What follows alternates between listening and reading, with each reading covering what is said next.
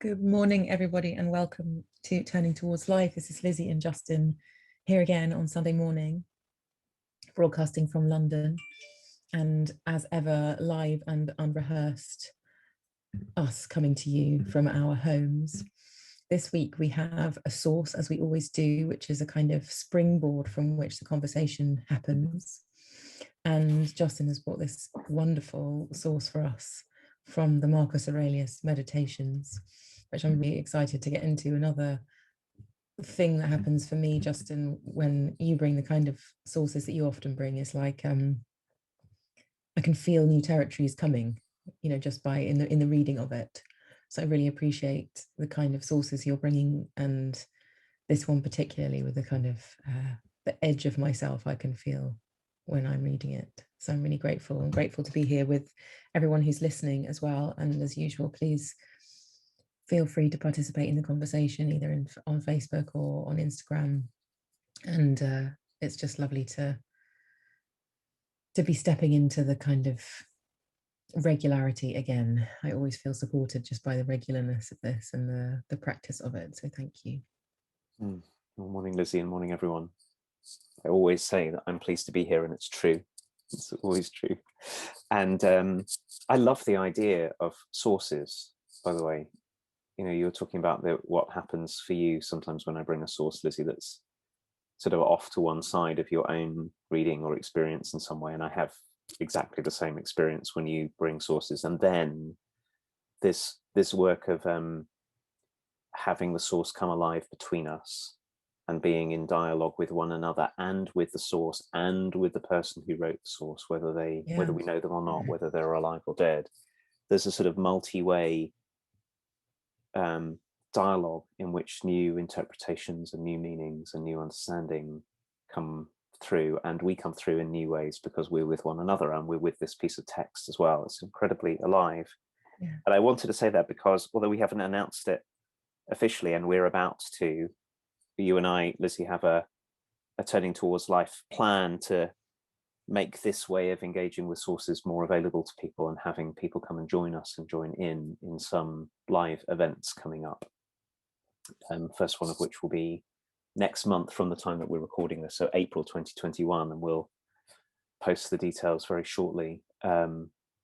It's such a life-giving practice to be in relationship with one another and with words and with everything that comes with the words. And this source, which I'm just reaching for here on my own computer because I seem to have turned away from it instead of turning towards it. I've just found it. So this is Marcus Aurelius, and I have kind of fallen in love with Marcus Aurelius's work. And to me, it's kind of astonishing. I don't know why it should be astonishing, because he was a human just like all of us were, but he did his work a really long time ago, like in a world that must be in so many ways so different culturally, experientially from ours in the 2nd century.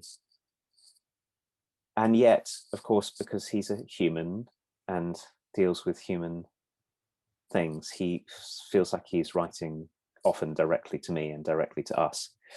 And he lived such a different life, Lizzie, from you and me, because he was a Roman emperor. So like if I think about the whole orbit of his life and the kind of things he must have got up to and the kind of power he had and all of that, it's so different. And right in the heart of it is something so kind and provocative and helpful. So this is from his very short book of meditations. And it begins like this: what is it in ourselves that we should prize? Not just transpiration, even plants do that, or respiration, even beasts and wild animals breathe, or being struck by passing thoughts, or jerked like a puppet by your own impulses, or moving in herds, or eating and relieving yourself afterwards. Then what is to be prized? An audience clapping? No more than a clacking of their tongues, which is all that public praise amounts to, a clacking of tongues. So we throw out other people's recognition. What's left for us to prize? I think it's this: to do and not do what we were designed for. That's the goal of all trades, all arts, and what each of them aims at, that the thing they create should do what it was designed to do. The nurseryman who cares for the vines, the horse trainer, the dog breeder, this is what they aim at. And teaching and education, what else are they trying to accomplish? So that's what we should prize. Hold on to that, and you won't be tempted to aim at anything else. And if you can't stop prizing a lot of other things, then you'll never be free, independent, imperturbable, because you'll always be envious and jealous, afraid that people might come and take it all away from you. Plotting against those who have them, those things you prize. People who need those things are bound to be a mess and bound to take out their frustration on the gods. Whereas to respect your own mind, to prize it, will leave you satisfied with your own self, well integrated into your community, and in tune with the gods as well, embracing what they allot you and what they ordain.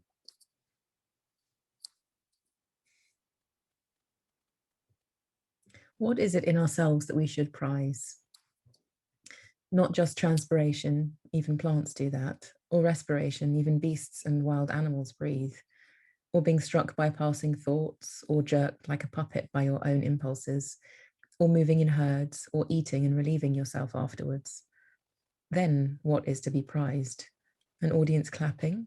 No, no more than the clacking of their tongues, which is all that public praise amounts to, a clacking of tongues. So we throw out other people's recognition. What's left for us to prize?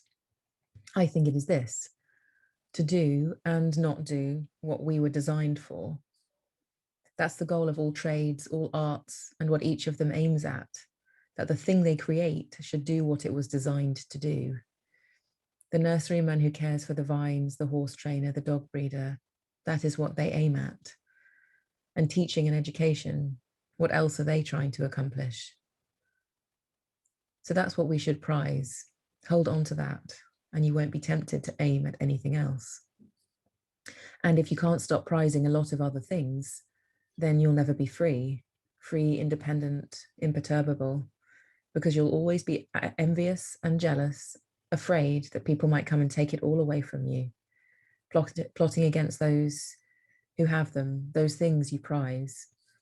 People who need those things are bound to be a mess and bound to take out their frustration on the gods. Whereas to respect your own mind, to prize it, will leave you satisfied with your own self, well integrated into your community and in tune with the gods as well, embracing what they allot you and what they ordain.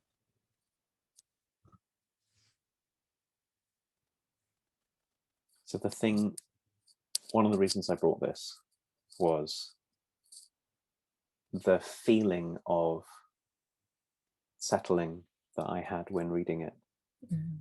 One of the things I know about myself, Lizzie, is that I'm interested in lots of things, and very often I can see so many different paths that my life could take, and there are always a lot that they could take, like where I might place my attention, who I might be with, what I might read, what I might do with my work. And what I love about this writing here is the idea that there really is something worth aiming at.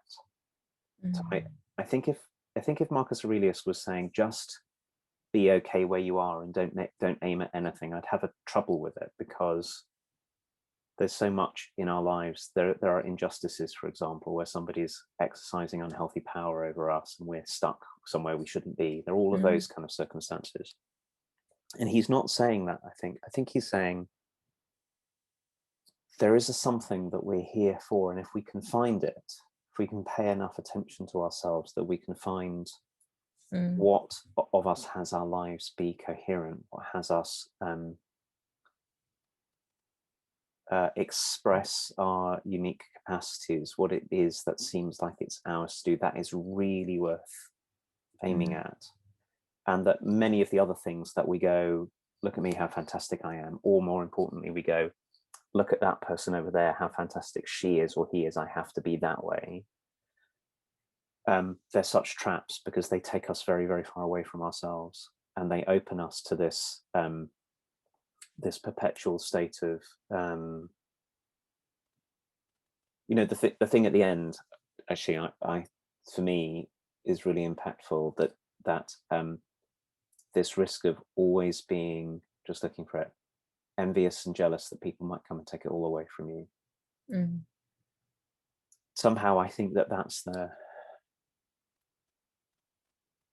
premise upon which we've built a lot of our culture. Is I have to get something which is going to involve taking away from someone else, and I have to always be fearful that they're going to come and take it away from me. And the culture of sort of, in the social media world, of fame and likes and all of that, I'm always at risk if I go that way. And I can feel in myself, Lizzie, how that for very long periods of my own life has felt like I've lived right in the heart of that, what he calls envious and jealous, and I would call being afraid. And I think they amount to the same thing. That because somehow everything that I'm up to is, I've got to live a fiction of some kind, and because I'm living a fiction, it's always available to be taken from me.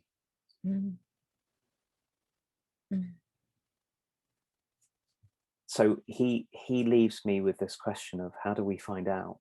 Like, I really want to know, how do we find out? How do I find out that my thing to do is to be the dog breeder or the writer or the person who loves other people deeply? I don't think these are all professions that they have to be, or that how do I find that out?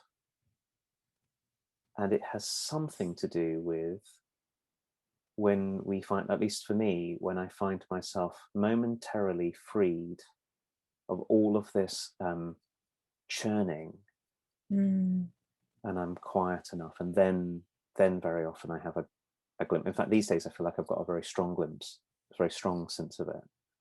But those are where the glimpses have come, and so last thing to say is it points me into paying lots of attention to my own emotional state and treating it like it matters, like there's information in it for me. My own emotional and bodily state tells me a lot, if I'll pay attention to it, about the kind of life that I'm living and about how the way I'm living meets this unique, strange configuration of a person that I happen to be. Or the way that it's not meeting it, like both of those things.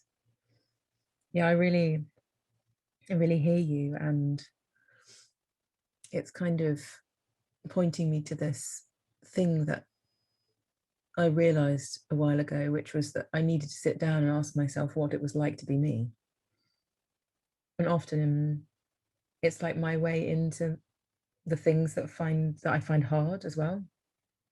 So I often ask myself, what's it like to be me now? Like what's this one?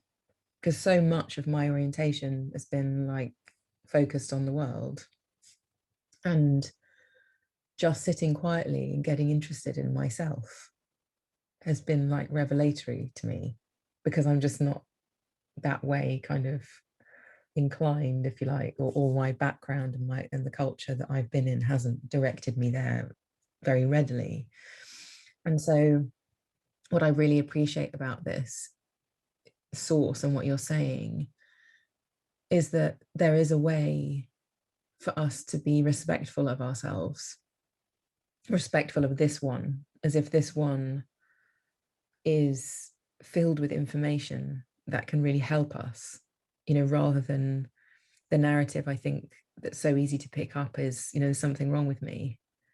You mentioned social media, and I've been wondering about that in the last few days, actually, what the impact of having so many opinions that I don't even know who they are, but they come at me and liberally, and as if no relationship is required for you to talk to me about me, and how huge that is for a human being to be able to take that level when, in normal history, there would have been a few people who got the right to have an opinion about you and to be a source of envy.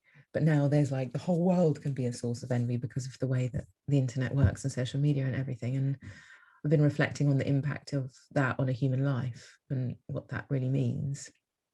And so this invitation is really meaningful now, because it's asking us, you know, even in those times, this was a tricky thing, let alone in these times, to respect this one and to, as you say, feel into what brings us to our creativity, to our flow, to our comfortableness with being me. What are those things that I'm doing, participating in? Who am I with when I feel that?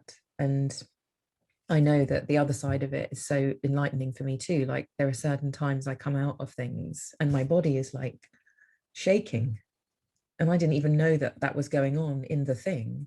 And I get out and I think, my gosh, look at myself, look. So then I say, what is it like to be me right now? And I feel traumatized, you know, not by anything particularly even traumatic, but things that just don't align with me, fit with my life, and seem like a worthy expenditure of my voice and my life force. And so then I get to wonder about that and go, well, so what experiences produce that and what don't, and who am I with and what am I up to and where am I? And so I really am kind of, I feel very affirmed and invited into what it means to be free and, you know, independent in the deepest possible way. That doesn't mean I'm separate, but that I have autonomy and I have authority about my life. Like, I'm an author of this life. I'm not a participant in some random something, but that I have this. To have a human life means to have some power and decision-making capacity and choices to be made. And I really know this for myself as well, having wondered about this for a long time around jealousy and envy and other people's lives, and, you know, the grass is greener kind of thing. You know, wherever I am isn't good enough because there's always something else that I can fantasize about that's better than here. And realizing how absolutely futile that is. Like, it's never got me anywhere good. It really hasn't. And so to try and put that down as, you know, I think this writing shows us, you know, oh, we're going to put the audience capping down, we're going to put this down and other people's opinions down, and then what are we left with? I think is such an important process for us all to go through, and to accept that there are things that we are made for and things that we are not made for. And what am I made for and what am I not made for? It's such a great question. And it might not be easily answerable, and it might be an ongoing question, but it's very much worth asking and wondering about what the answer might be at any given point.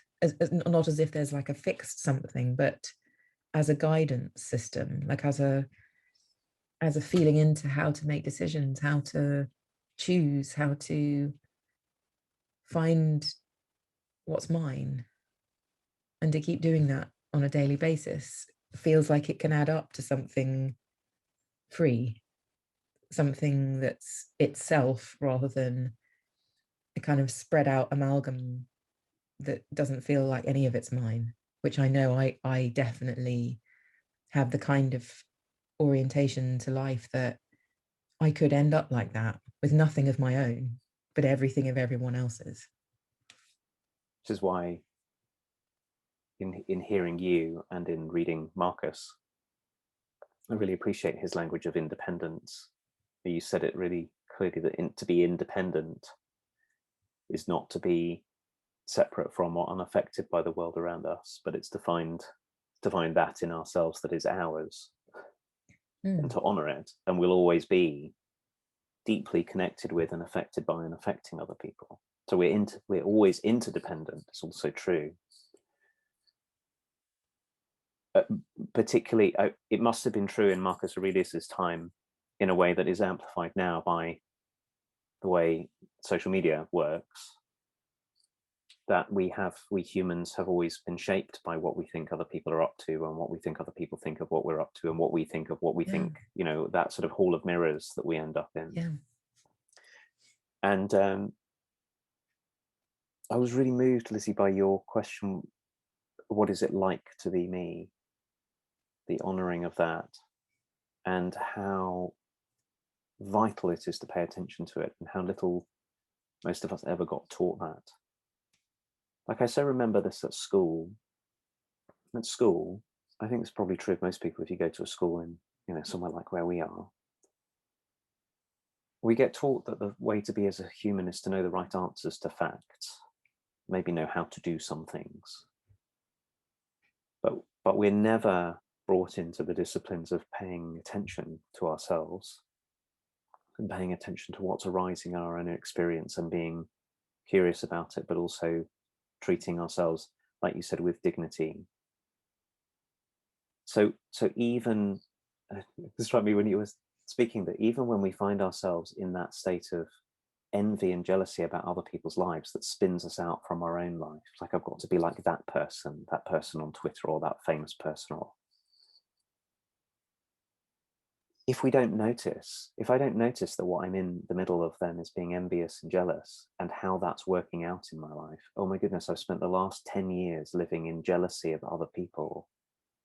Can I even see that, so that I can see how that works out? Because I think usually it's easy just to go the other way, which is to go, something's wrong, I must fix it. And the way I'll fix it is by getting to be like those people. And in doing that, we're making this move of trying to get the answer to the outside problem that we've all been taught to do, and not really letting ourselves be present with what's here.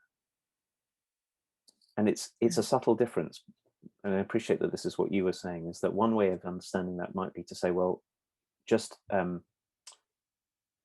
feel what you're feeling and do whatever your feelings say, which I don't think this is.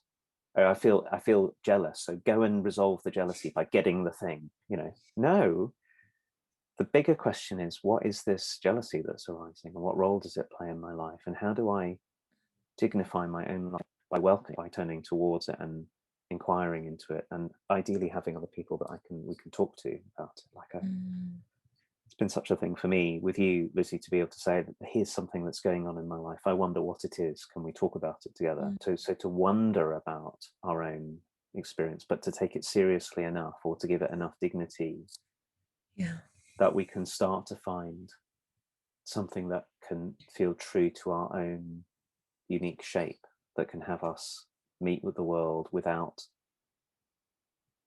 continually trying to bend ourselves out of shape. And that's the thing that I think our education system has often produced. Like, nobody asked me, how do you feel about doing this maths? Like, it's just assumed that you just do maths. Actually, I loved maths, but nobody ever asked, what's this like for you? How can you understand what it's like to be in relation to this by paying attention to what it's like for you? And without that, this question about freedom and authorship that you're bringing up, without those disciplines of attention and the practices that go with them, and finding people who we can be in those practices of paying attention to ourselves, all we can do is to continue to try and fit ourselves into what's here, which is exactly what envy and jealousy are doing. It's like, I've got to keep on fitting myself into the world as it is, because if I can't, we never get the chance to write, to actively participate in writing the unique something that can only happen because there's only one life that is Lizzie Winn's life or Justin Wise's life. These lives will never ever happen again, and this particular set of experiences will never happen again. And I think that that's what Marcus Aurelius is inviting us to take seriously, that there's actually some work to be done here that might take us quite in a different direction to what everybody else is saying, and what all the people who are posting on my post, or liking or not liking what I have to say, might take us in a completely different direction to what any of that says. Gosh, I'm just feeling somehow linking this to all the ways that I resist the kind of creative path, and how, I don't know, I'm feeling like there are structures and practices in our world that are really aimed at us not doing this. I can feel the strength of that in a very, it's not even that obvious. I mean, some things are quite obvious, you know, like I really do know the moment I stopped reading magazines, for example, because I recognized what it was doing to me in this way, where I was like, well, if that's the body that I should have, and I've got this one, what the hell am I supposed to do about that? Because I'm never going to be able to live Photoshop myself in presence when I'm with other people. You know, there's certain things that are more obvious to me, like the way that the body image is portrayed in media and how to differentiate myself from that. But there's also the more kind of subtle realms of, like you mentioned, education, the way that this isn't what is, this isn't a way that we're oriented towards life. It certainly, in my education, I wasn't anyway. It was much more, you know, look at what everyone else is doing, being the motivation to do anything at all, which kind of left me with no motivation at all, quite honestly, which was like, well, okay, I've got the thing that I needed to get because everyone else got it, but what was the point in all of that? Like, it was kind of an empty experience for me. And of course I had fun, and it was important that I was in a place and had friends and all those things, but the kind of the endeavor of education at the heart of it, if you like, which was what am I made for, that question wasn't answered in an ongoing way at all. So I didn't have any kind of ground to stand on when my education finished. I didn't have anything. And of course, there's a blessing in a way, because it led me to all of this. But I also have the fantasy life, which, you know, might be another form of envy and jealousy in a way, but I think it also has intelligence to it, which is, what if I am made to be a potter? What if I am made to play with clay?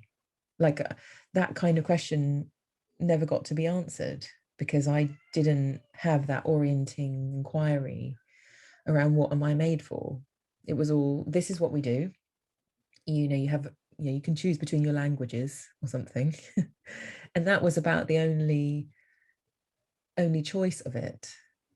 And I'm not saying I would have wanted to have chosen exactly what I did, but I really would have benefited from some inquiry and some belief in this, belief in that each self has some guiding impulses and orientation and interest in certain things and not others, that can really be trusted. And I just feel like it's a whole nother inquiry to be in a life, and also in a parenting journey as well, where you're not using what everyone else is doing as a motivating factor to do something, but you're allowing there to be a trust in what each of our bodies draws us to, what each of our feelings draw us to, our thinking draws us to say that that's part of how we take the next step, and to keep on trusting that and keep on trusting that. What would that be like? So I think it's also really meaningful to be in this conversation, because I think it's important for my life to be reoriented in this way all the time, again and again, because those structures that haven't had me do this since I was little, but have been more part of my life as an adult, if I'm not keeping on looking at this and keeping on looking at this, the more subtle forces have got their kind of grips in me, which mean that I avoid things that are good for me, that I don't take up the creative projects that I really want to take up and kind of talk about, but don't actually sit down in the spaciousness that's required to do them. And I can feel the vulnerability of admitting that too, because those things are really difficult when you haven't lived in that practice, you know, from little. So I feel really confronted by it, and also enhopened by it simultaneously. I was so struck when you talked about creativity and the creative path, that creativity as a something to put our attention on, as something to practice, is so foundational here.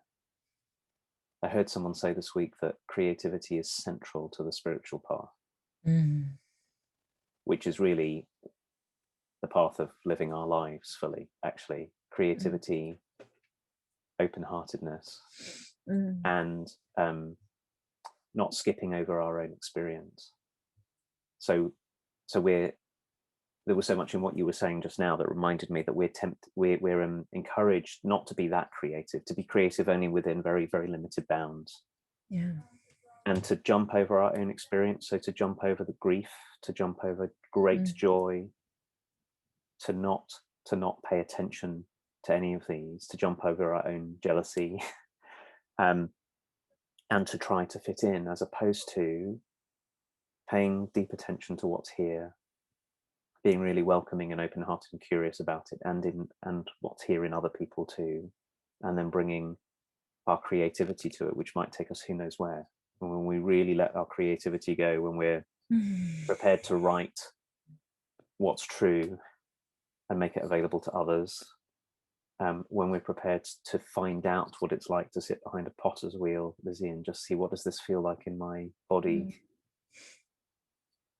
We're these are not disciplines that are taken seriously, and yet without them we join in the great big project of all saming ourselves, as opposed to unfolding the gifts that are here to bring. So I'm really touched and left from this conversation with creativity being central to this, and that's so inviting, frightening, inviting, enlivening. Yeah. Thank you. Yeah. Thank you, Justin.